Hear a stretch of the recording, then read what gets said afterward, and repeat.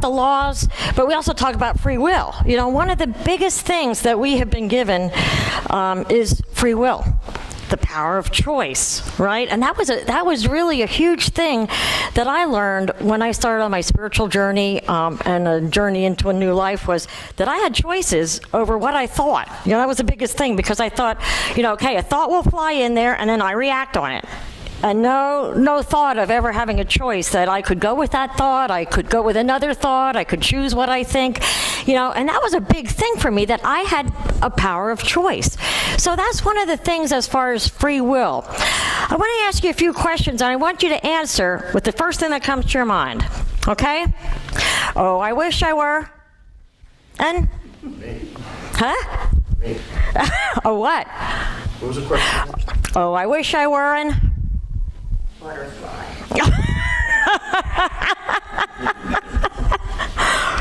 Okay. Nobody else has something that flies into their mind. I wish I was in Sicily. Go ahead. I wish I was a very patient person. A very patient person. Okay, all righty. How about the best part of waking up is? Having your coffee. Folgers in your cup.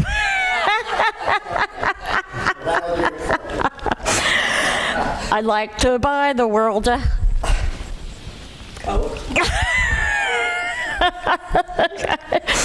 this is for the oldies. I don't know if some of you will remember this one, but Winston tastes good like a Cigarette shit. Okay. Okay. And think about this. And you know what was cool? The first one, everybody. My wiener.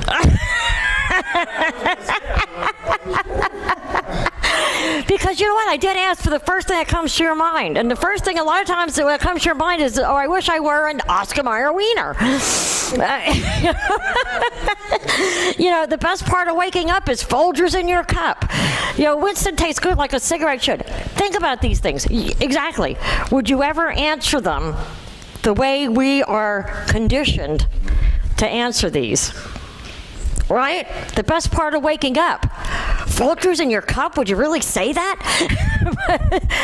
But you know, we're given free will, and I just want to use some of these things as a really silly reminder or a thought about how much of our free will is free will, and how much of our free will is conditioned. And, you know, when we're given the power of free will and we think that we use free will, how much of that free will actually is our choice? And when we use that free will, you know, basically our life is where we are by our free will of choice. So, you know, when you really sit down and you think of it, how much of that choice is our choice? Or how much is conditioning? I love the statement that says, nothing that lies behind us or lies before us is near as important or powerful as what lies within us, right? And we think about what lies behind us is a lot of our conditioning, our history, or her story, right? Because his story is his story, you know, or her story. And a lot of that conditioning that we have, that is our thought, is our stories. Either somebody else's stories, our own stories, our beliefs, or whatever. And even though we consider that our free will, to think those thoughts, a lot of times they're conditioned. It's incredible the studies that they're doing on conditioning and you know, our beliefs and things like that. You know, just with the dogs, you know, how they condition them to believe that they have no way out, and then all of a sudden with the shock, you know, unfortunately they do it with the shock, but then they put them in a pen that they had a way out, and they don't even try, because they're conditioned to believe that there's no way out. And you know, I love this, and I brought this up before, but I love this, the study with the babies in a crib. They put a baby in a crib with a mobile that the baby had free will to move their head and to move the mobile. And it didn't take them long to learn that at all. Soon they were moving their head and watching the mobile, and you could tell that they knew that their actions had affected their universe. They knew that their actions affected their universe. Then they had a baby in a crib that they had no control over the mobile. No matter how they moved their head, mobile still moved the same. So they really learned that they had no control over their universe, or no control over their world at that point. So they took that baby, who had no control, put him in the crib with the pillow where they had control, and they never learned to control the mobile. Because already they were conditioned that they had no control. Wow. I mean, that's pretty powerful when you think about it. And you think about free will, and you think about what we're conditioned to do and things like that. How much, if we take that, just that one study there, and we put that into our lives, what are we conditioned to believe that we can't do? What are we conditioned to believe that we're stuck where we're stuck? Where we are, whatever. And think about that. Nothing is as powerful as what lies within. And when we talk about conditioning, conditioning is in our minds. We're conditioned in our minds. Charles Fillmore in there wrote about the greater mind. The greater mind. And to get out of that conditioning of our mind, what do we need to do? Get into the greater mind. Not necessarily think from our head, from our conditioning, but think from here, right? Because really, the mind of God, I believe, is more connected with our heart than with our head, with our brain, basically, our brain. In our brain is conditioning. Brain and mind are not the same thing. But it's interesting. We talk about, okay, God's will or free will. Free will. God's will, our free will. What is God's will? What's our free will? What's our will? What's God's will? And I remember 12-step groups, first starting when I first started going to 12-step groups, and it was like giving our will over to the will of God. Well, what is the will of God? Is God's will that I wear a red dress today, or is God's will that I wear a blue dress? Or, how far do I take this? And people would say stuff like, well, I gave it up to God, and then I took it back. I gave it to God, and I took it back. What is that? How do you do that? And I started to realize that, it was our thoughts or our beliefs. When I give something over to God, or give something over to the universe, I give my desire over. But then I step back and let the universe figure out how to do it. When I take back my will, when I take back my will is when I try to figure out how to do it and how to get it done. So there's a lot of different things to break down our free will and our thinking and stuff like that. So, if we put it all together, okay, our little mind is our basically our will, our conditioning, our things like that, our beliefs, our disbeliefs, our fears, or things like that. The bigger, greater mind is the mind of God. And I love this statement that says also is, there's a couple of them but if you knew who walked with you, on a daily basis, on a constant basis, you would never fear. But I don't even say walk like beside you. I think the saying says walk beside you, but walks within you. If we would know who walks within us, we would not have any fear. And that's the thing as far as, our free will and back to God's will. And then I love the statement also, and this really hit me one time.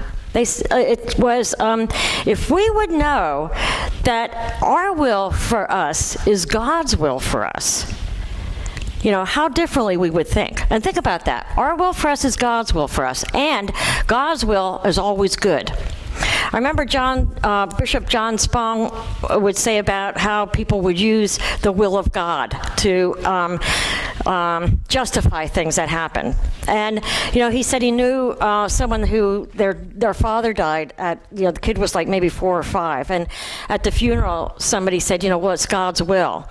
And he said, damn that God. And, he said, but that's, how is he supposed to feel? He's a 4 or 5-year-old boy that lost his father, and somebody's telling them it's God's will. So, why do people, people use that to justify things, saying, well, it's God's will. It's God's will. Is anything bad really God's will? And I want you to think, some of these things that I'm saying, I want you to contemplate on things, okay? And it's just to make I love to make people think when they leave it here and sometimes go, But, okay, so, is God's will, first of all, is God's will for us ever negative? No. God's will for us is never bad.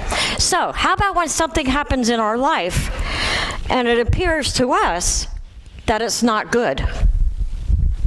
It's a choice. What's that? It's a choice. It's a choice. It's a choice to Somehow, we put ourselves in a situation, okay. And it's, go ahead. We're notorious for also I think for not taking responsibility for our part in things. Okay. I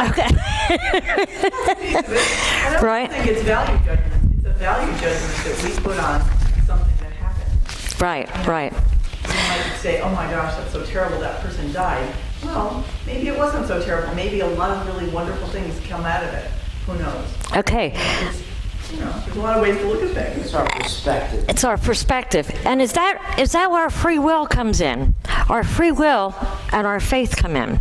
Okay? And think about that. When bad things happen in our lives, we have when we lose somebody, when something appears not to go our way, we have to go through all those emotions that go with it. And don't get me wrong, we go through all of those emotions that go with it. How many times have we said, this is the worst thing that could ever happen to me in my life? But then, down the road, if we keep going with faith, we look back and we say, wow, that was the best thing that could have ever happened to me in my life. Okay? But it's a matter of how we choose then to look at it and how we choose to deal with it. And it's interesting because, a lot of times when I do presentations, I'll give a piece of the puzzle and say, I want you to look at that piece of the puzzle and I want you to tell me what the picture is. I don't want you to tell me if you're going to like the picture. And people look at the puzzle and they laugh and they say, of course I can't tell what the picture is going to be. I only have one piece of the puzzle. But then I say, okay, think about life. When something happens in our life, how much information do we have about that whole scenario? We only have one piece of the puzzle, right? We have our little piece of the puzzle of how it affects us, what we think about it, what we heard, we go back through all of his story, her story, all those things, and we paint this picture. We have free will to paint whatever picture we want. But the interesting thing is, whatever picture we paint, we step into that picture and live that picture. So, when something happens, how can we use free will differently? To paint the type of picture that we want. Because as we paint that picture, we can step into that picture and move forward. And think about this. When somebody loses a job, you can have two people saying two different things. Oh my God, this is the end. Nobody's going to hire me at this age. This is all I know. This is horrible. I'm going to end up under the bridge. Somebody else can lose the same job and say, wow, what an opportunity. I can do now what I want to do. I'm free. I can pursue my dream. I can go into something else. I can do this. I can do that. So, and what's going to happen with those two people? Now, they had their free will. Their free will might not have been their job, okay? Losing the job, but their free will comes after that. Is their choice on how they're going to look at that. The person that doesn't think they're going to do very well, when he goes into an interview, what's going to happen? He's going to bring that idea, that thought with him, and he's not going to get the job. The guy that, is all perky about it, what's he going to do? He's going to go into an interview and he's going to get that job. And it sounds silly saying, well, you paint the picture and you walk into it, but we really do, because unconsciously we follow what we believe. Life really brings us the picture that we make.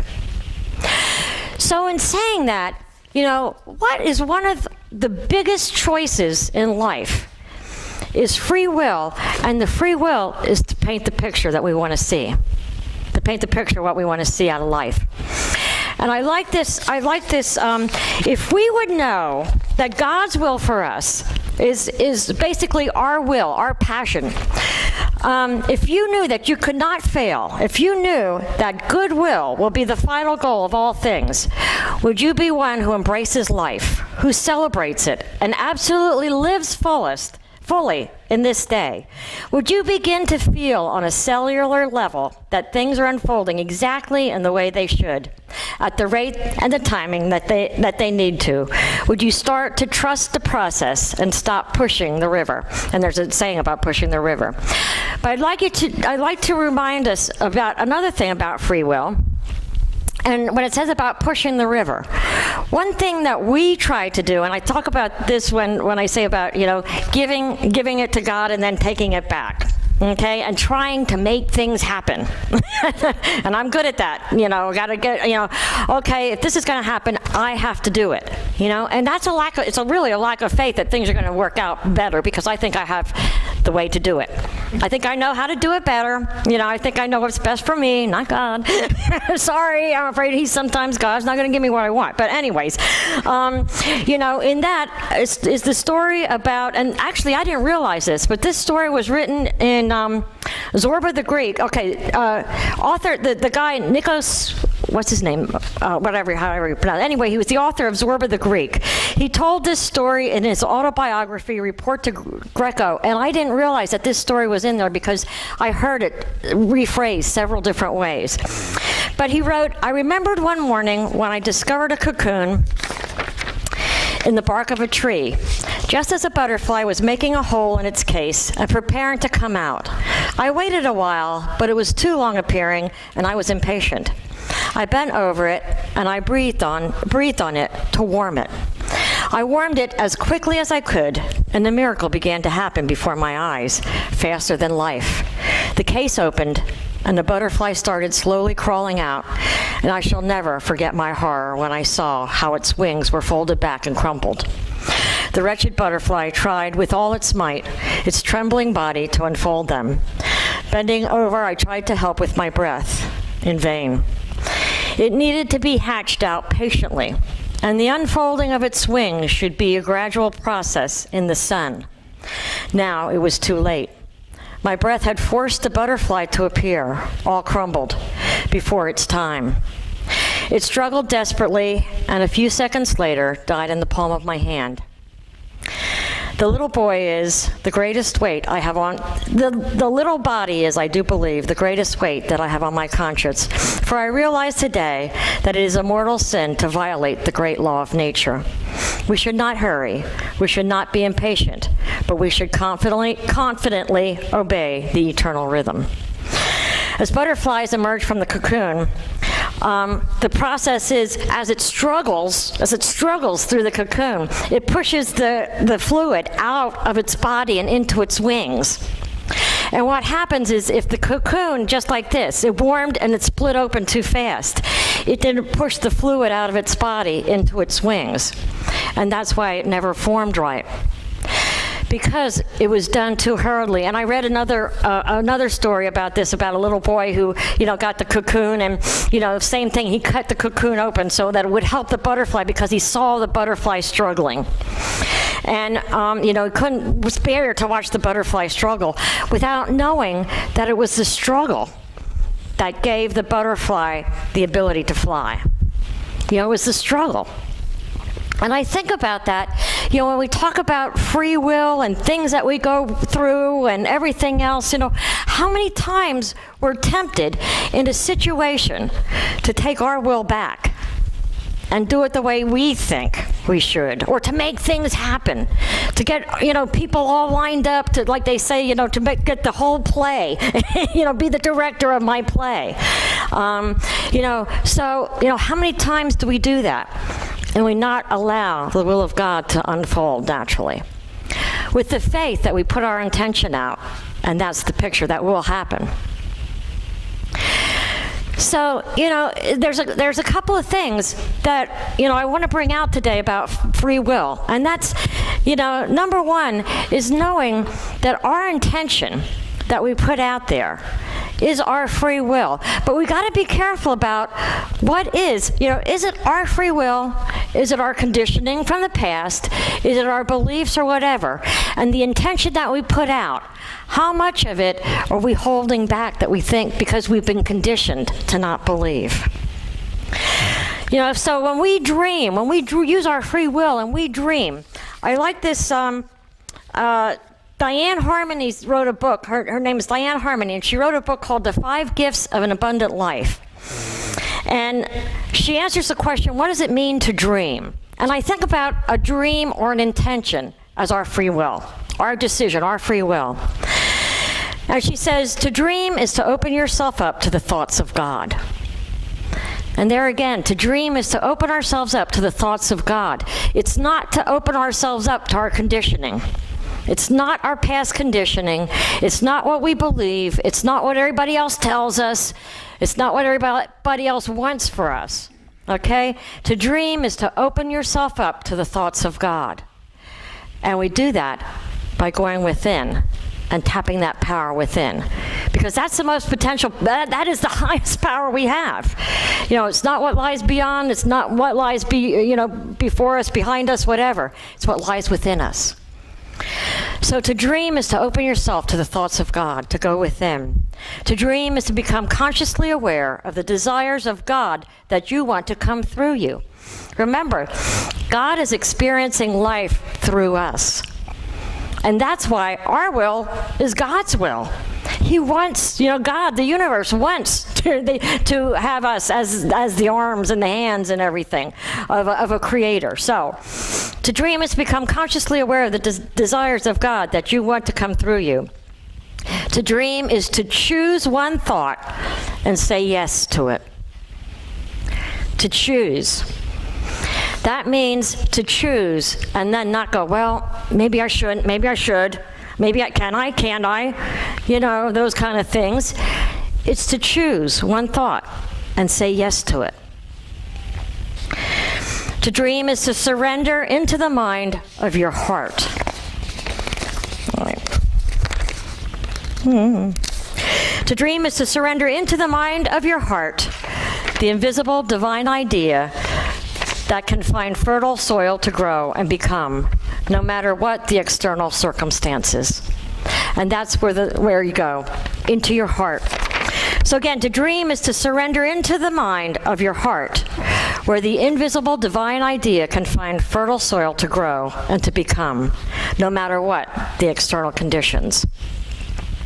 To dream is to step beyond what is to what can be. I love that. To dream is to step beyond what is to what can be. To dream is to dance in the realm of all possibilities. To step outside the box. To try on, to stretch and grow.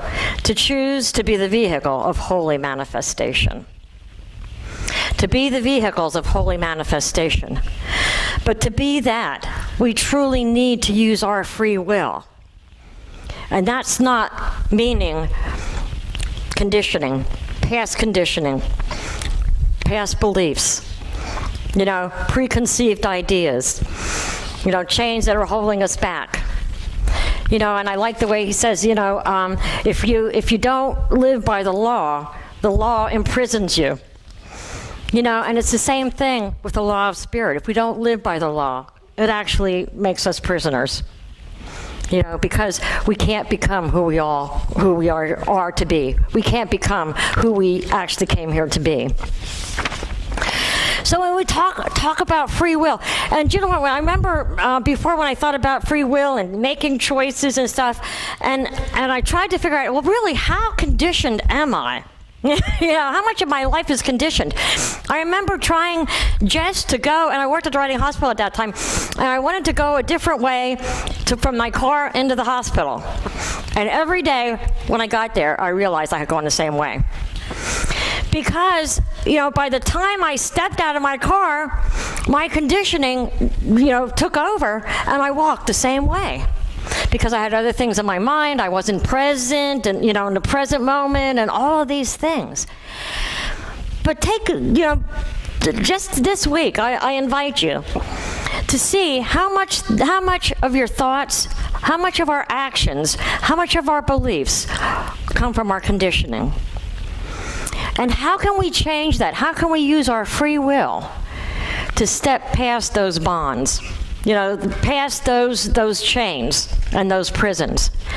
Because a lot of times our conditioning, our thoughts from before, are the prisons that keep us there, where we're stuck. You know, so I invite you to do that, to see how much of it is conditioning. And then make a conscious choice of free will. A conscious choice of seeing things differently. A conscious choice of painting a new picture. You know, and it's true, human beings have a tendency to paint it in a negative way instead of a positive way.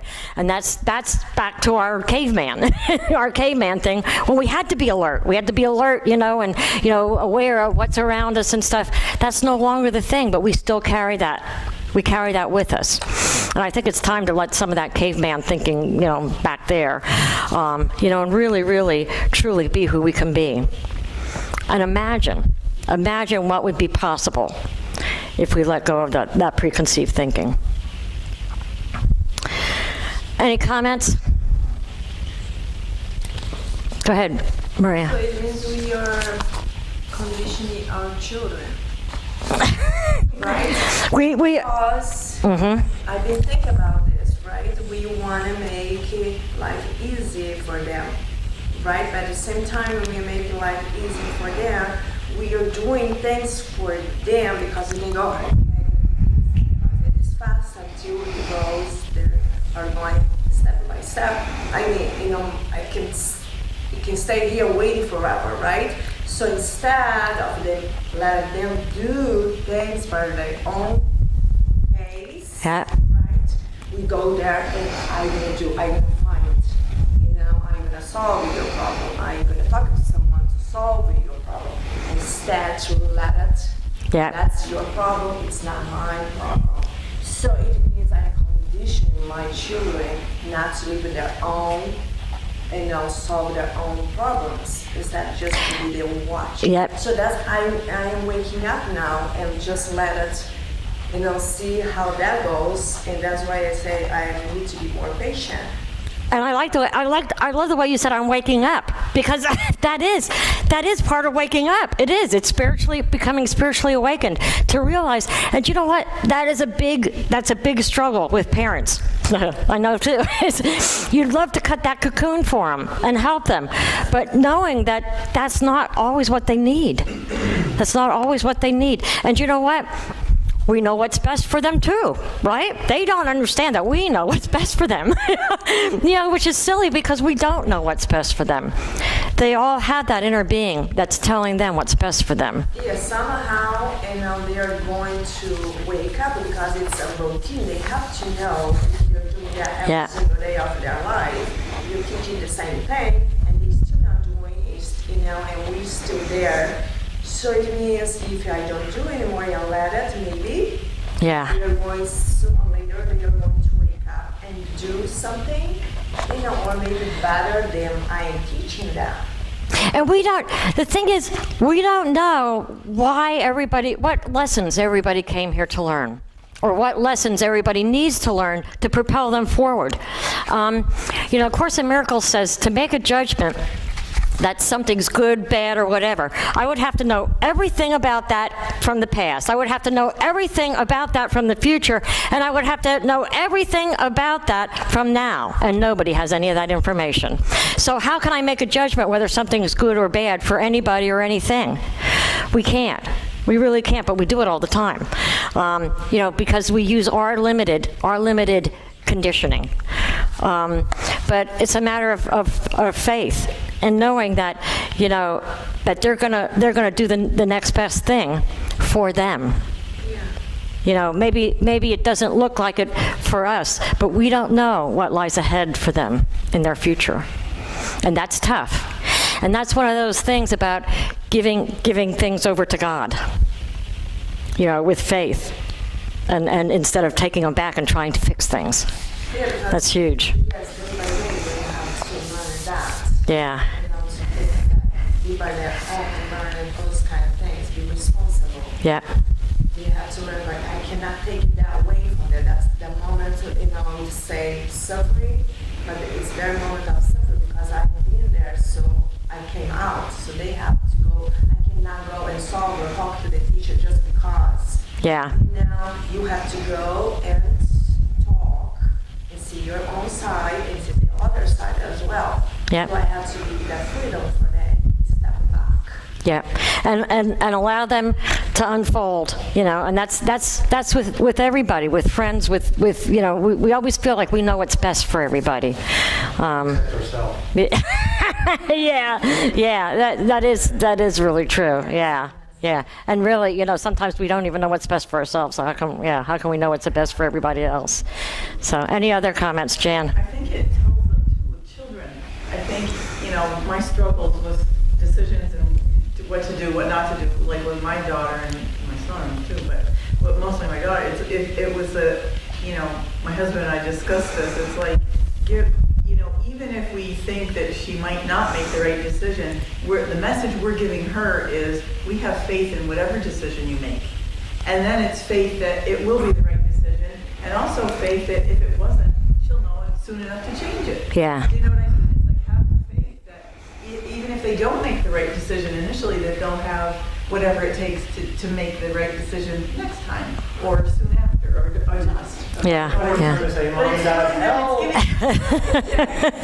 then if they say help, well, okay, that's cool, then you can be here for them. Yeah. You know what I mean? It's like, but that was like so tough for me with my kid. I still struggle with it. And having the faith that knowing that you might not even know, there's so much going on behind the scenes. It's like the tapestry of life, It looks a mess when you turn it over, the embroidery, the knots and the crisscrosses and stuff, but when you turn it over, it's a beautiful picture. So right now it looks like the chaotic mess, but that a perfect tapestry of life is unfolding. And I know, my parents are both gone, and I know my aunt said to me one time, just really recently, your mom would be very, very proud of you, what you're doing right now. And I know when she lived, she wasn't very proud of me, because of things that I was doing then. So, I hope that, and I know that she knows now, so I don't feel, I feel like I know that she knows what I'm doing now. But at that point, it didn't look like I was gonna, come around. So, yeah. It's a matter of faith and. You say a word repetitiously here and there. It reminds me of the book The Power of Now. What's that? The Power of Now. Oh, yeah, definitely. Being present. Really fits right here now. Yeah. But I find that example that you read in the beginning about animals, what a degrading example, not that you read, not because of you, but that the human mind would construct to come up with something like that. Yeah. Yeah. And they don't do that anymore, by the way. So, and they use, and I guess it's one of these things too. Is where did it get? It was what it was, but it brought us to a point that we see things differently. So, yeah. So, okay. So, I would like to take these thoughts into meditation. Did anybody else have anything they would like to share first before did you have something you didn't have? I thought you had your hand up. Okay. We'll just take these thoughts into meditation.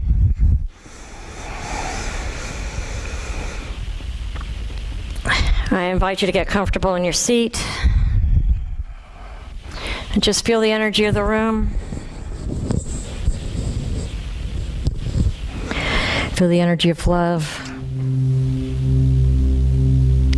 Feel the energy of spirit surrounding us. Feel the energy of the universe, the energy of God. For in Him we move and we breathe and we have our being. I invite you to go deep into that heart space. That place where lies all possibilities. All scenarios for each future.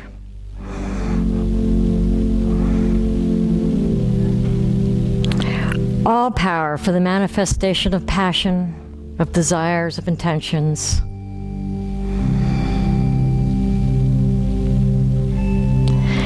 Go into that place of the universal mind, the mind of God, that place of all wisdom, the place of truth, the place where all things are possible to those who believe.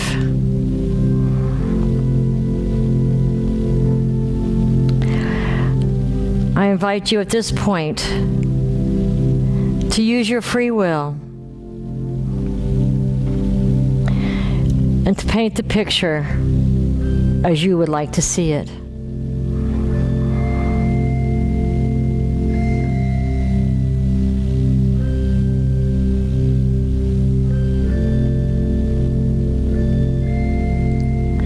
Know that the desires of your heart are God-given.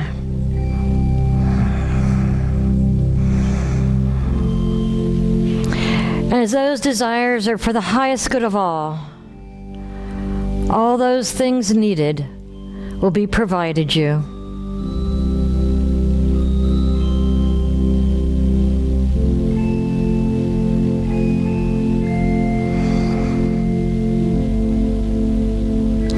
Hold on to that vision. Stay present in this moment.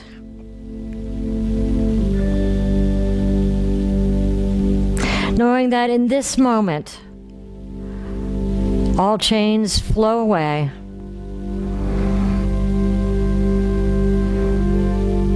And this is the moment where all your power lies.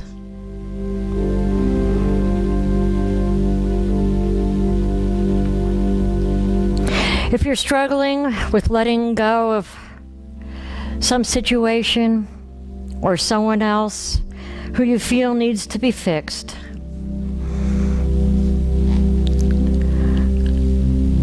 I invite you to ask and see a picture for the highest good of all. Put it out into the universe and allow it just to be.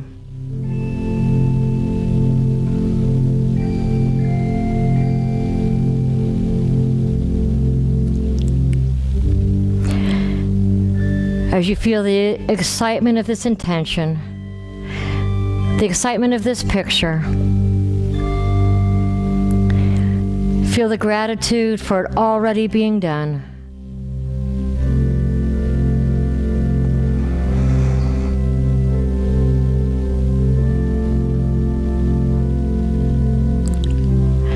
I invite you to let it go into the universe, into the hands of God, and say thank you.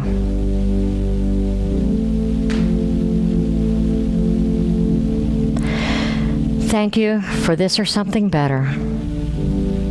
And so it is. Release it with faith